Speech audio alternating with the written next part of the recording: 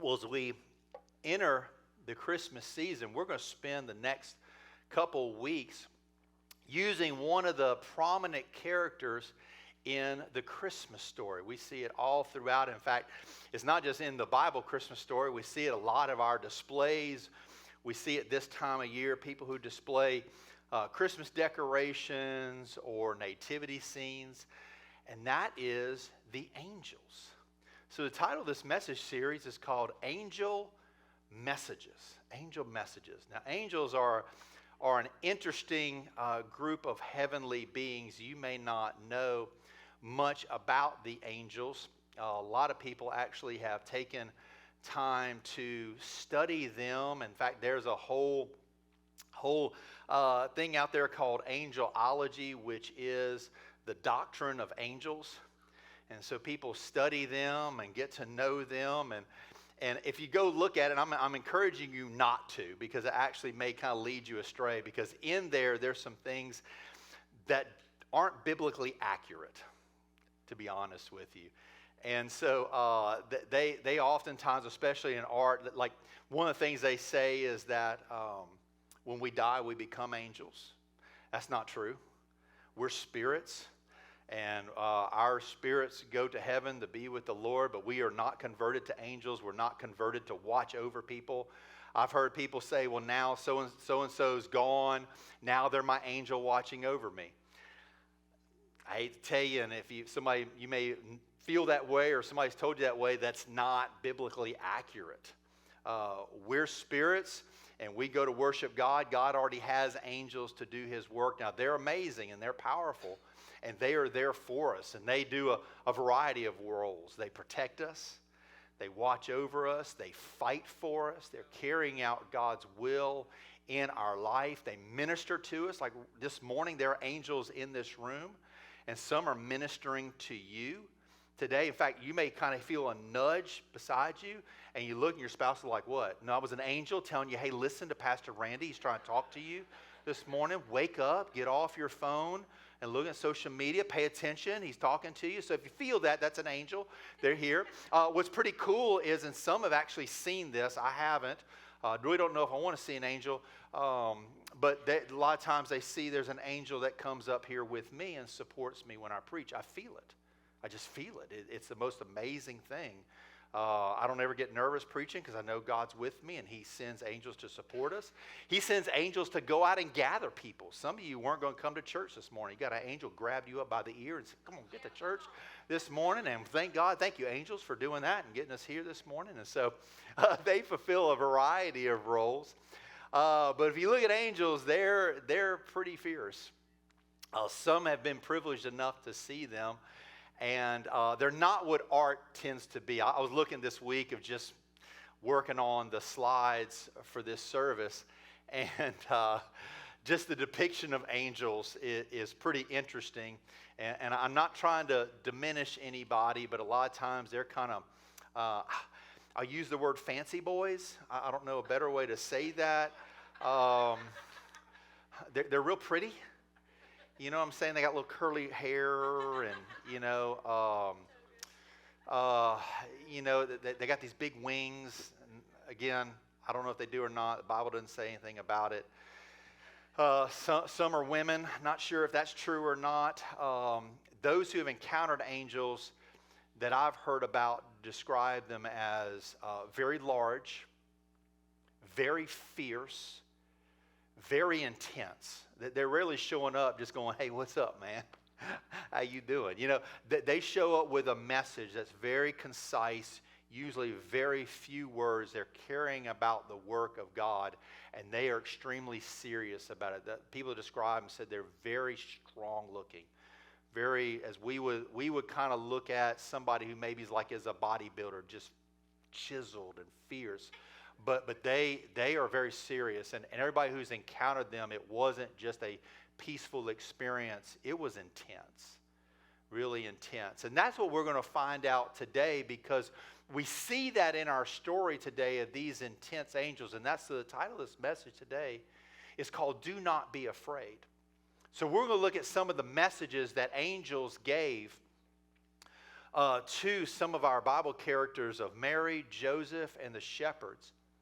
And in every single one of those, they said, do not be afraid. In fact, if you go to other Bible accounts of angels, that was often a common phrase. And this is what helps me understand that angels are not kind of what art has depicted them to be, because it seems when people experience them, they were freaking out. Why would you tell somebody not to be afraid if they're not already afraid? No, they were stunned by almost the glory of God that was on these angels and the seriousness of their work. And when they showed up, people were like, what? What? Look at this in Luke 1:30.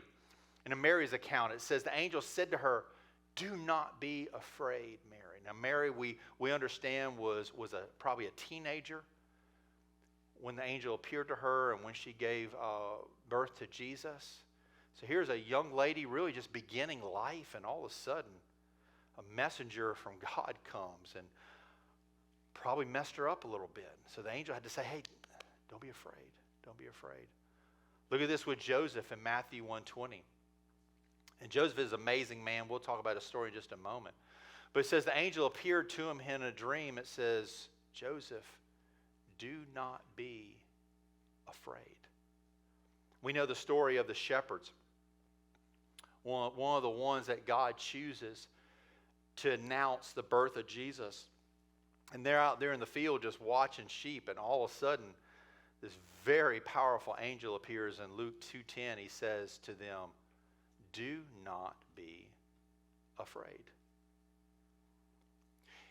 And I want to take that message of do not be afraid and let it be a message to us, because I know some of you in this room, you're facing some challenging things, and you would find some level of fear trying to invade your life. And that's what fear wants to do. It wants to try to come in and really mess your life up. And look, all of us experience fear at some level and at some point in our life. Even the strongest of us are going to have situations that really cause us some level of fear. We're all prone to it. Now, some of us are prone to it more than others. Some of you in this room, even the smallest of things get you off center.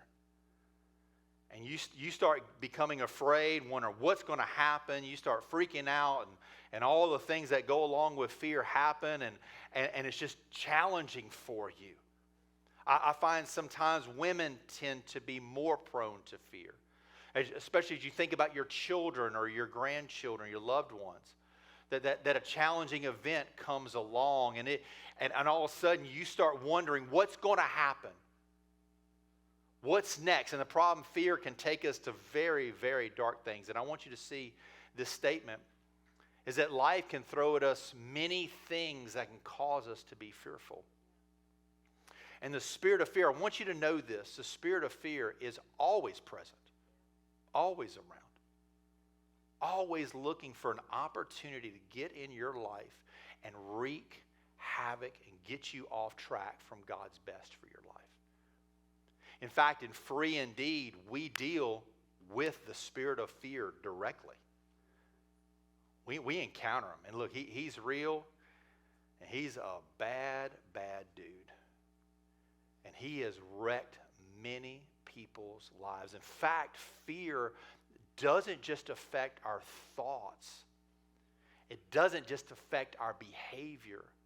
It actually can affect our physical bodies. There are people who deal with health issues directly attributable to fear. And once that fear is taken care of, the health issues go away. So we want to encounter it this morning, taking what the angels told Mary, Joseph, and the shepherds and others through the Bible. Don't be afraid. And it wasn't just because an angel appeared to us. It's a principle. If you see all throughout the Bible, God tells people over and over, do not fear. Do not worry. Don't be anxious about anything, and on and on. Well, if that's a command, that means it's possible that we can go through life and not have those things attack us. Wouldn't that be a great place? That no matter what we face, we're like, who cares? They ain't messing me up. I'm just going to roll on down the line and do what I got to do. I got to go mow the yard today. Fear, get out of here. Yeah. Wouldn't you be able to do that? Some of you are like, yes, because I'm fearful right now. Some of you are facing some very challenging things right now, and fear either is trying to get a hold of you or has gotten a hold of you.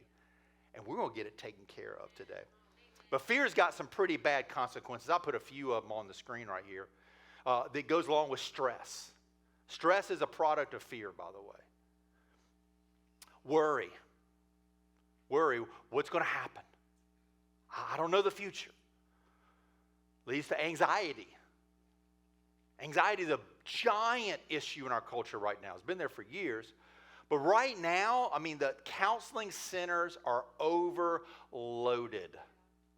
We've had people try to get counseling from different places, and there's a several months long waiting list because people are dealing with anxiety because of all that's going on in the world.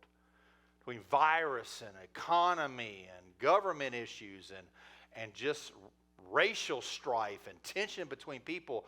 I mean, it's a difficult time. Look, and in the pastor world, I went through this fall a school for pastors, and one of the things we talked about over and over is pastors are under more pressure and facing anxiety at a higher level than ever. There are pastors quitting at a greater rate than ever before because of fear, because of all that's going on. People aren't in their church, which affects really their purpose. I mean, it's hard to look at an empty room. It's hard when the finances aren't coming in. It's hard to, when the next thing comes around the bend, what's going to happen? And all of a sudden, we remember what happened a year and a half ago when churches were shut down and then just trying to get people back. Well, here all of a sudden you get on the news a thing called Omicron. I don't even know what Omicron means, but you know what? All of a sudden, I know there's pastors going, what's next? And they're like, I'm done. I can't do this anymore. And they walk away from their calling. I mean, this is a big deal. People walk away from marriages over this. People walk away from jobs over this. Anxiety's tough. Panic. Now that's where it starts affecting, just overwhelming you. And you feel powerless. You feel debilitated. You just can't do anything. Look, I went through a fear, and I'll kind of put it in the realm of depression. Years ago, I had lost a job, and I remember one day sitting on my couch. I could not get up. I'm dressed, ready to go do my work. I could not stand up for about 30 minutes. Thinking, what's going to happen to my family? It'll grab a hold of you, and when it does, it don't want to let go. So using the Christmas story with the angels, I want to look at two sources where fear comes from. And this is where you may be facing them. The first source is what's called the unknown or the unexpected. Meaning you didn't know it was going to happen. That's what happened with the angels. There was not an announcement saying, hey, I'm going to show up tomorrow night about 10 o'clock, Mary. I'm going to come see you. No, he just appeared.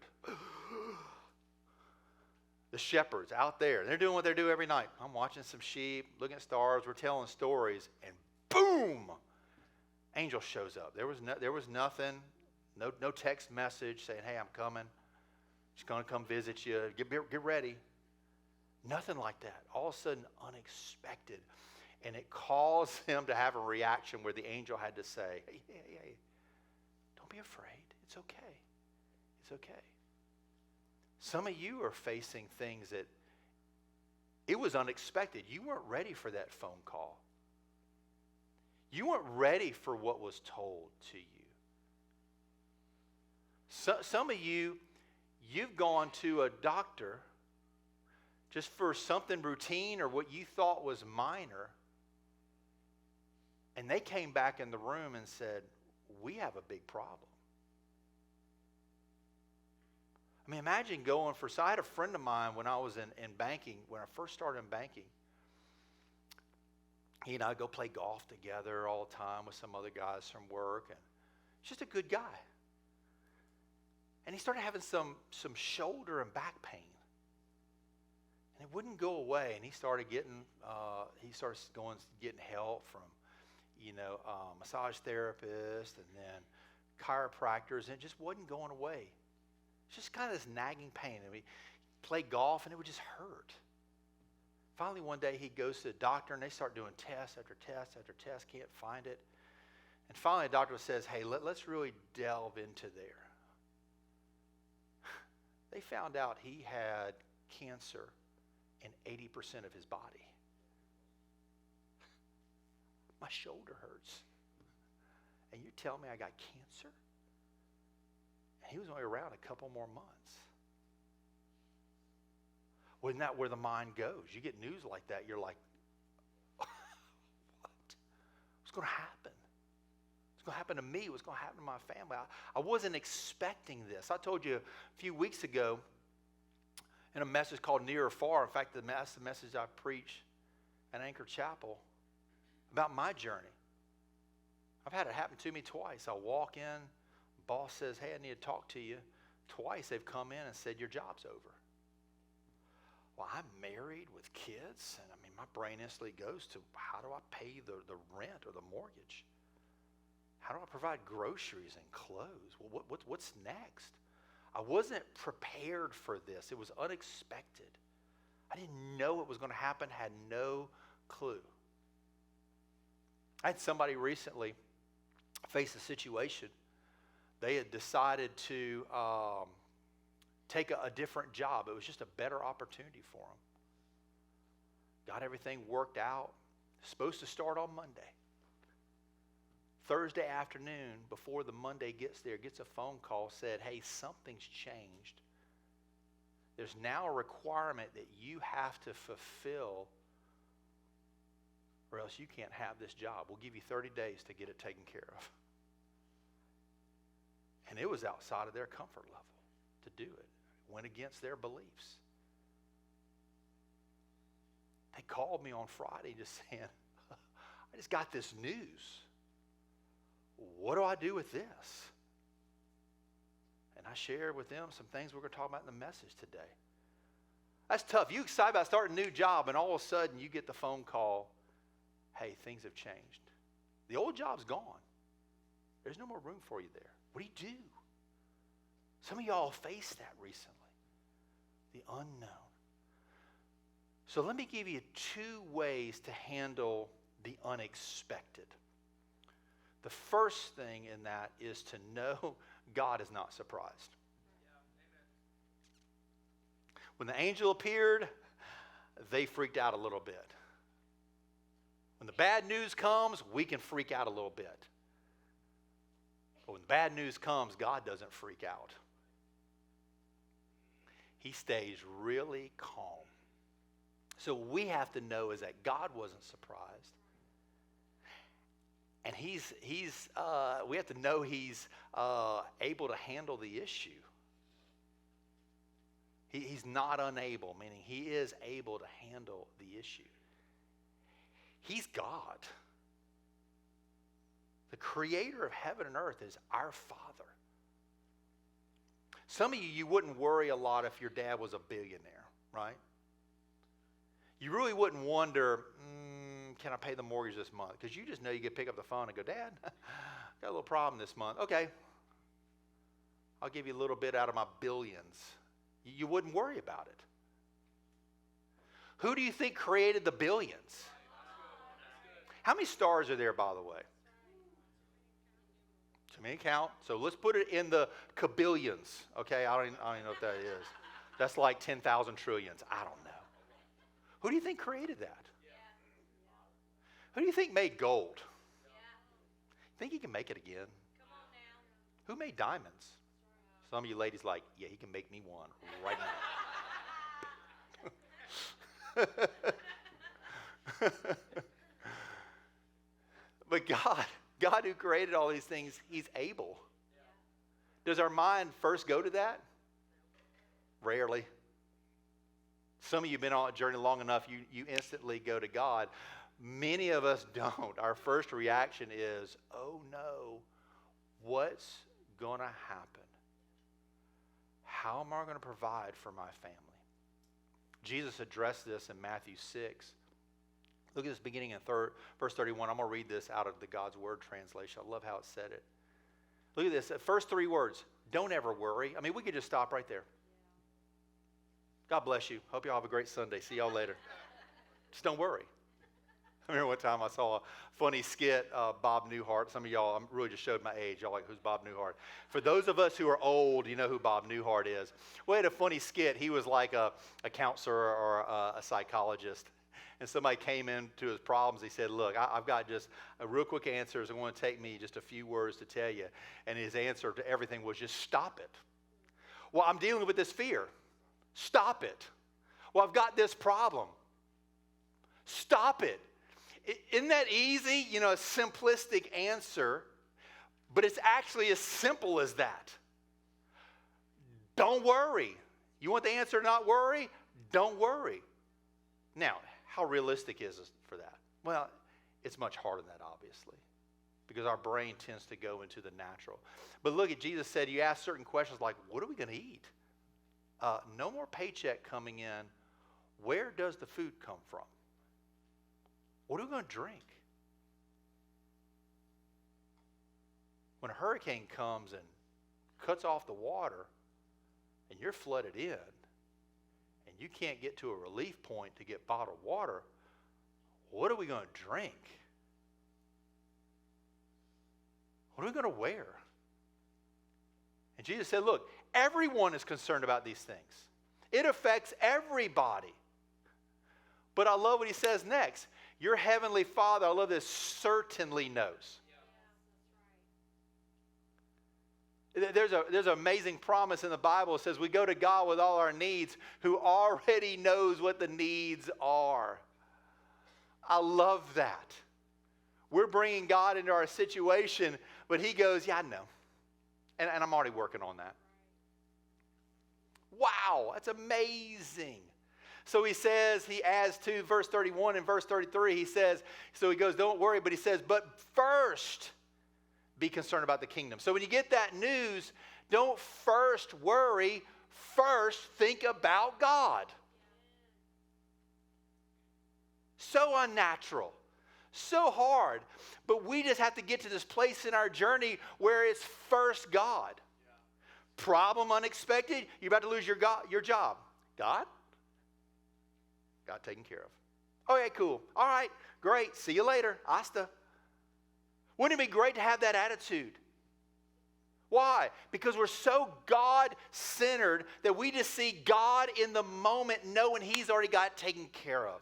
He says you worry about his kingdom and really what has his approval. That's what you really need to focus on. He said all these things, they're going to be provided for you. By the way, that's a factual statement. It's a promise.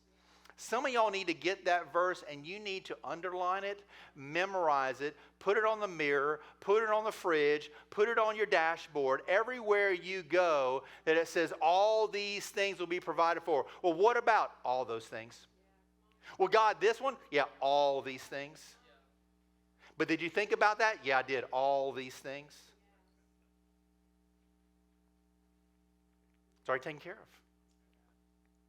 So then he goes on to verse 634, and he says, he adds a word. So don't ever worry. So we begin with, so don't worry. Is there ever an opportunity to worry? Jesus says, no, don't ever worry about tomorrow.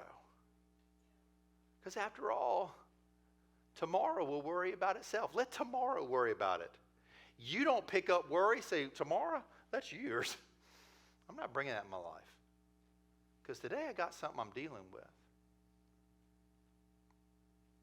Now let me pose a question to you, or really Jesus does. I'm going to go back to verse 27. And this is kind of a logic question. I want you to ponder it. He says this, can any of you add a single hour of your life by worrying? Can you? What we know physically, medically, it actually takes away days of your life. It robs you of moments that you could have been doing something better. And sometimes it literally takes your life off this earth earlier. It robs you of life in every way. So worry's not the answer. Those of you who tend to worry, it's not doing you any good. In fact, it's going to make things worse. So let me ask you a question. Why do it? As Bob Newhart said, stop it. Just stop.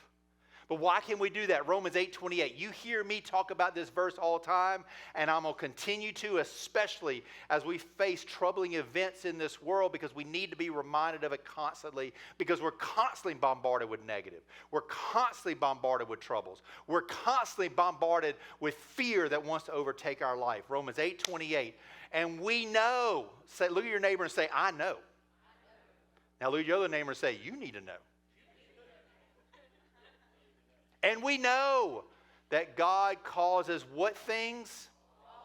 How many things? Which things? All things to work together for good. Not some, not most. All things to work together for good to those who love God. Who loves God in this room? Let me see hands. Come on, let me see hands. All right. If you raised your hand, it's for you. If you didn't, well, we'll talk after service. All right.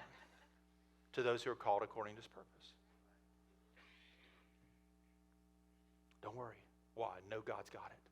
He's God and he's able. But let me give you a second one.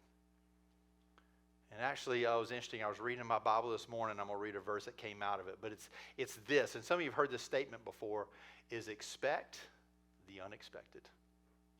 That's part of the answer. Expect the unexpected. What does that mean? What that means is we know trouble is going to come. The Bible talks about it over and over. Trouble is going to come. Difficult things are going to come. Why? We live in a fallen world. We have an enemy that wants to get a hold of us. And things just happen. Flat tires happen. Bad news happens. I don't like it. I'm not a fan of bad news. I like everything going well and perfectly. Just all good. I don't like bad days. But I'm not going to be naive to think that bad things are going to happen. But I also am not going to live in a world where I expect the worst. Even though I know something's going to happen, I don't live in a world that I'm a pessimist. And think, well, here it goes again. It's just done. It's all bad. I'm not going to live there. But I'm not going to wake up each day kind of just, nothing's going to happen today. Things are going to happen. Things aren't going to work right.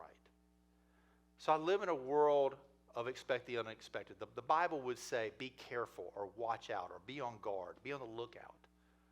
We know it's coming.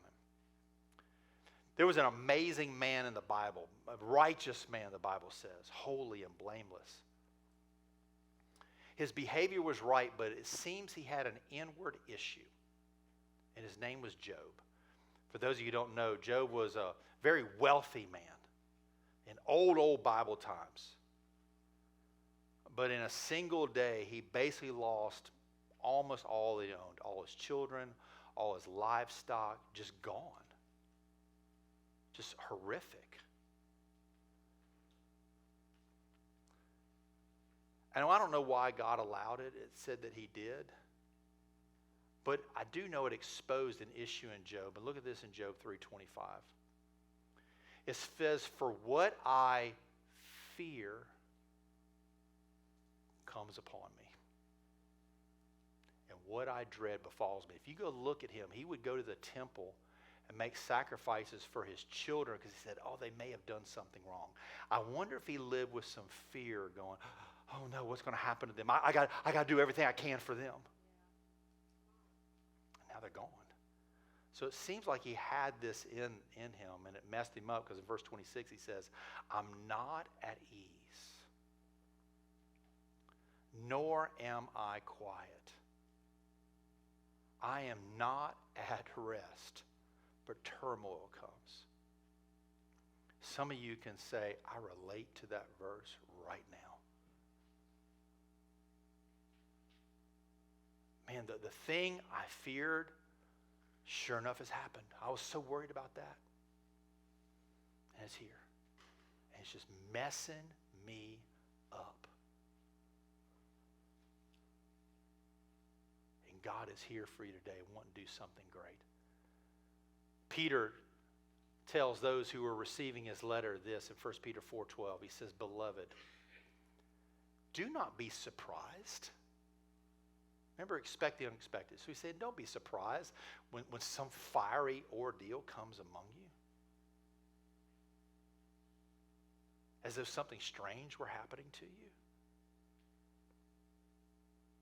Don't be surprised that things happen.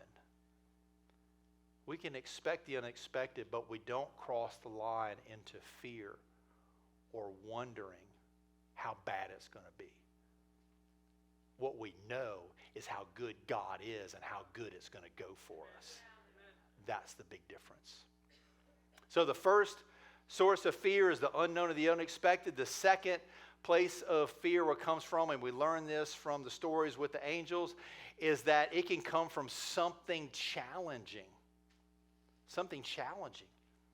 And when I say something challenging, meaning it's outside of your ability to fix it. Some things happen, I can fix it. No problem. It's not really challenging, doesn't cause you a lot of worry. It may be an irritant to you, it may fall out of your schedule, not what you want to do, but you're like, I can take care of this. Some of you have engine trouble, y'all know how to fix engines. Tire blows, you know how to do a tire. Something breaks at the house, you know how to fix it. Something happens with your kids, you know how to fix the bobo. You just know how to do it. But the problem is when it's outside of our ability, when we can't take care of it. We're not strong enough or experienced enough to take care of it. We just don't know. Maybe it's even beyond our finances. Some things happen. Look, Aggie and I have had things happen, and we've built our finances to expect the unexpected. Refrigerators break. Cars have problems. Tires blow up. Nails are in the road, especially if you get a new roof. And they can try to get all the nails up you want. Guess what? We have a nail in one of our tires right now because we got a new roof. Nails happen. Screws are in the road. I mean, just things happen. We've prepared our finances as best as possible. And so when things happen, it's like, well, call the man. Just call them up, get it fixed. Maybe it goes along our belief set. Maybe there's some things that have happened to you. It goes against your beliefs, even your belief about God, it challenges you. Or it goes beyond what you know. I don't know what it is, but all of a sudden it's beyond you. This is what happened to Joseph. Angel appears to him in a dream and says, don't be afraid. But really, there was something challenging for him. And I want you to see this, and let's go back to the story in Matthew 1, beginning in verse 18.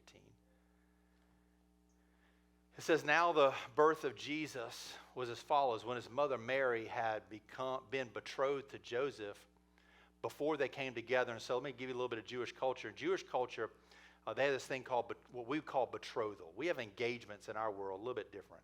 Engagement's kind of like a promise. We're going to get married one day.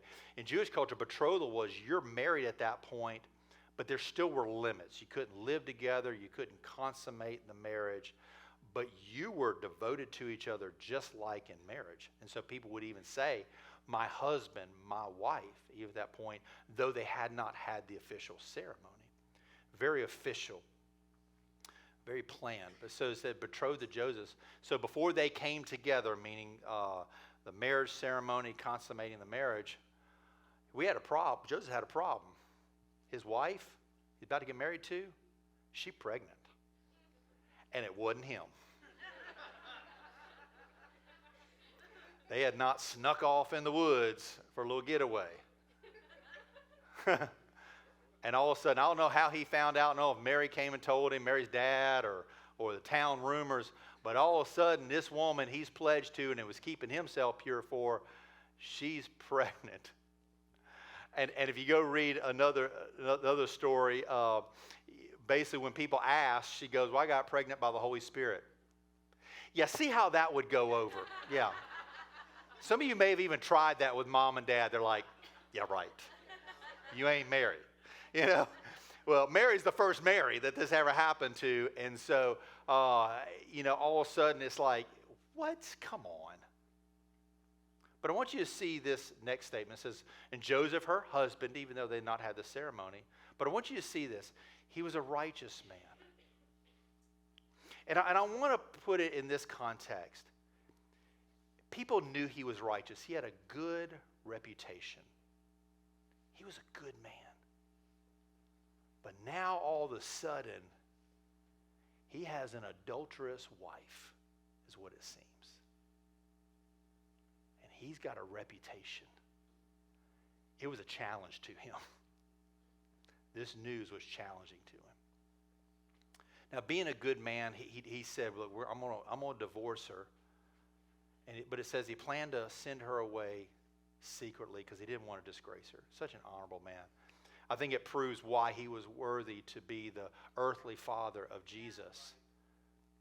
But I love what this next verse says. This is one of my favorite verses in Matthew 1:20. It always confronts me because I want to be a good man like Joseph was a good man.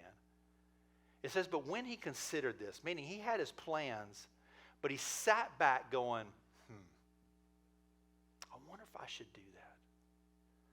Let me think about this before I make a bad decision. Fear wants you to make an instant decision.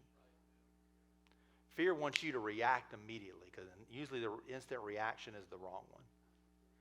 It's when we just step back and think going, if I make this decision, what does that look like? What are the consequences? Maybe I ought to sleep on this a little bit. Maybe just take a step back for a moment. Fear tries to say if you don't do something right now, it's just going to go horrible. What a lie that is. Look, sometimes there are big decisions. There is kind of a deadline. But a lot of times if we just take a step back and go, that's what Joseph did. He considered it. And it was at that moment of consideration that the Lord sent a message to him. And here comes the angel of our story.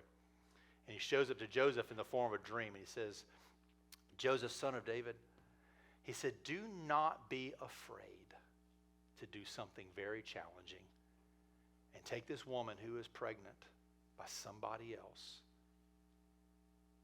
Don't be afraid to take her as your wife. Because what she's telling you is true. That baby in her, that's from the Lord. Wow. Overwhelming, isn't it? But I love this next verse. This is why Joseph, one of my favorite characters. It said he awoke from his sleep and did just as the angel commanded him. There may be something in your journey that's very hard, very challenging. I encourage you to just take a step back and hear what God has to say to you. And when he says go, you just in faith go, okay.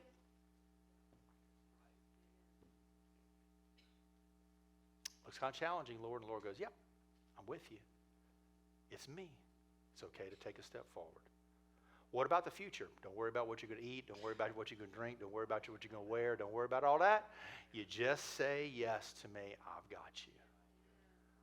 And if you look at Joseph's journey, all throughout his journey, God directed him. So here's our two answers to how do we deal with the challenging that wants to just open up fear to us. Through faith and prayer, we bring God into our situation. That's what prayer does. The picture I have, it's like it grabs a hold of God and says, I need you right here with me right now. That's what prayer does. We just bring God in. And the second thing is that we know God is in you. God's in you. That's one of the promises of being saved. For those of you who have brought Jesus into your life, it brings Jesus into your life. He's now with you. He doesn't come and go. He's with you. And that's what one of his names is called Emmanuel, meaning God with us. God with you. God is with you. I'm telling you, those who are wondering right now about that thing that was unexpected or challenging, God is with you. Do you hear me? God is with you. Where is he? Right here. Come on, put your hands right here. Right here. Come on, right here. Right here, your innards, your gut. Right here. David said, let me know truth in the inmost parts. The truth right here is that God is with you. Yeah. You're not alone. So there's no reason to worry or freak out or be stressed or anxious. He's with you. And guess what? Now he's able to handle anything that comes your way. The God who created all the stars. You're greater than a star. And he's with you. Ephesians 3:20, what an amazing verse. It says, now all glory to God who is able. He's able. God, can you? Yes, I'm able. Through the mighty power at work, look at this, within us. Right here in us. And guess what? It has so much power you can't even comprehend it. You think you know what God can do? I don't care how long you walk with God. God's going, you just don't know. I got so much more. Yeah, you've seen me work before. Ooh, you ain't seen nothing yet. 2 Corinthians 9:8 says it this way. It says, God is able. Come on, look at your neighbor and say, God is able to make all grace. What is grace? It's everything God has available.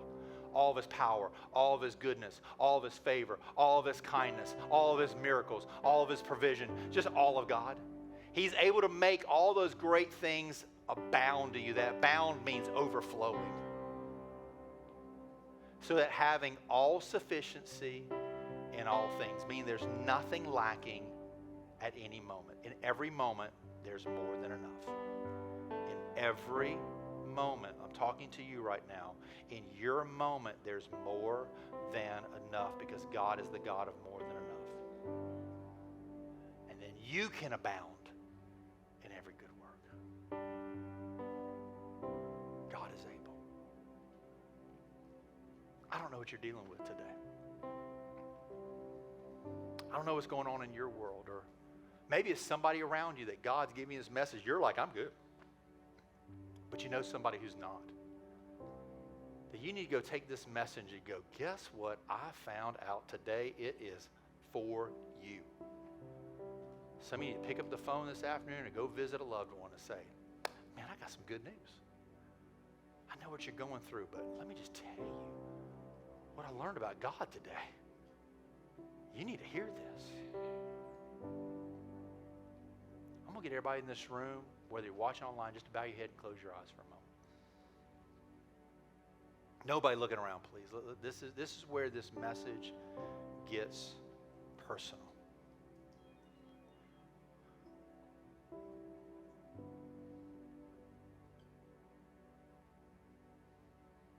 In this room, online, I got a couple questions for you. What is God saying to you? What was God telling you this message?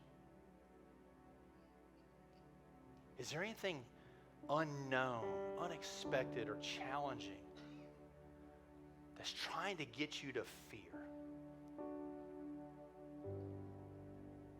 What are you facing right now is trying to overwhelm you? It's trying to worry you, causing anxiety, causing stress.